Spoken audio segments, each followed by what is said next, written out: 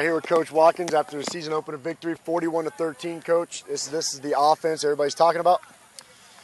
You know, it's at times it is. You know what I mean? At times you catch glimpses of what it can be if we're on the same page, not jumping off sides, not getting penalties. So, all in all, I'm pleased. But you know, like I said and told the kids last week after the game, it's never as good as you think it's going to be, and it's never as bad as you think it's going to be. So.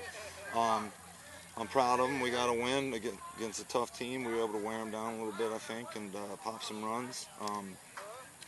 But we got to get back to the grindstone tomorrow. Once we watch that film, I'm sure my blood will be boiling tomorrow after a few plays. So, you know, it is what it is. Started the game, it was like two heavyweights in the middle of the ring. Yeah. Kind of pounding each other back and forth. They caught a break. They went up early, missed the extra point. Yeah. Then you guys came back. After that, kind of set the tone. Your offense kind of found a rhythm. Your defense was getting some stops. Talk a little bit more about that. What changed in the game?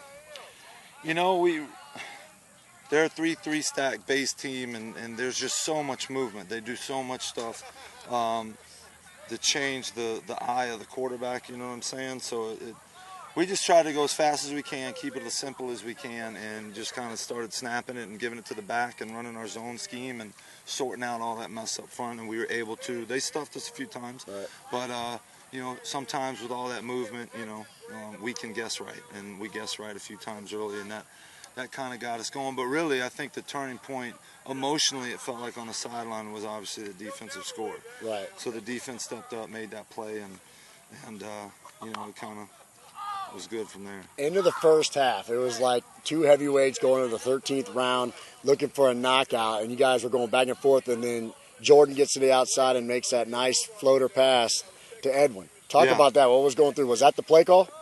Yeah, the one with 9 seconds. Yes. You know, I was a little worried about the time. I didn't know if I was going to pull less miles and leave one on the clock, but my assistant coach was like, you got time for a play, and it was in the end zone, so the clock was going to stop, and I know it doesn't take Edwin 9 seconds to run 30 yards. So we took a shot, and I just told Jordan, I don't care what the coverage is, just throw it to the back pylon, and Ed went up and got it. So it worked out. Coming out of the second half, again, two heavyweights in the middle, no score all the way until the fourth quarter there. Yeah. What were you thinking? And you knew you were up top. You had the momentum. How were you going to ice the game? You know, I felt like just keep the pace up, you know.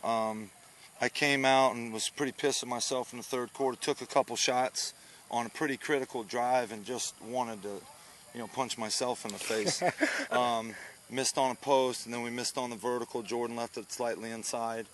We had him. We just, you know, left the ball inside. So really, if I had to do that over, I'd come out and just keep with the zone, try to grind it down, and you know, but we stuck with it. And this offense, you kind of got to let them know that you're willing to put it up in the air from time to time, but you know, it is what it is. Great game, great ending. Now, everybody came out. You had your coaching staff from Bureau was out here watching. Everybody was around. And, you know, one thing we talked about is how do you coach quarterbacks, and now you got to coach your kid. How does that work, Coach? You know, I yell at him for being overly emotional. He's way better than I am. I flip out, and I'm screaming, and you know, and I've been in that position, and when I was getting yelled at, I would always think to myself, you know, I'm the one out there. I got to trust what I see and all that stuff. And then I completely do a 180 and do the exact same to him.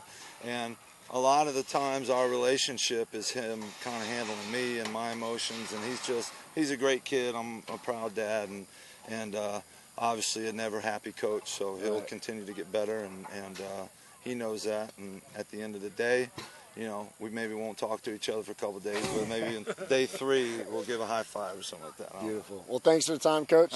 Look forward to Benjamin. I'll talk to you next week. All right, buddy. Thanks. Cool.